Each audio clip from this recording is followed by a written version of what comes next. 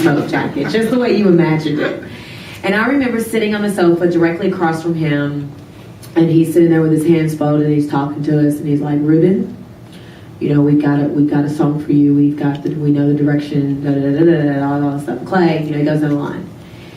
And he says, all three of you are going to record this song because we need to have it in the can for whoever wins.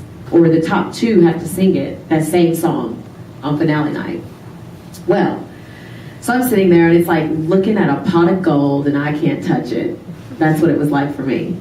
And because I went home the next week.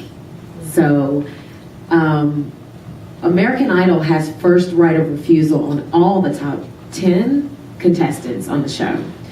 And basically what that means is you're not free to seek a deal anywhere else until they refuse you, until they say no. And they have like 90 days to do that, okay? Season ends, the finale's in May, right? Finale's in May, so somewhere between May and August, they get to say yay or nay, like they're holding the magic wand.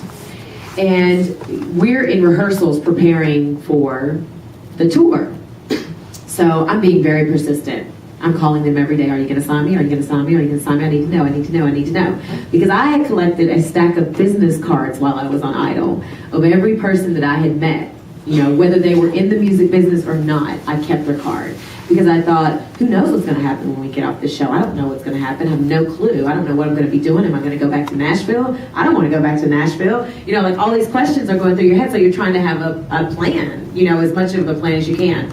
And I had met Fred on my season when we did, what did we do, the Billboard Hot 100? Yeah, number one. Billboard number ones.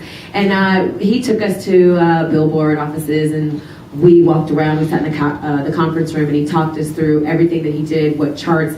You know, if you ever get a chance to talk to Fred, just tell him who your favorite artist is, and I'm sure he can give you a little known fact about them just right off the top of his head. You'll be very impressed. And when I met Fred, I was like, we're going to be friends for the rest of my life. So Fred's business card was in that stack of cards. And I will never forget, I got who was it, 19 or Fremantle, whoever was involved in, I got them to tell me that, or a little early, that they were not going to sign me. I was like, okay, so what am I going to do now? I know nothing about the record business. I know nothing about getting a record deal, nothing.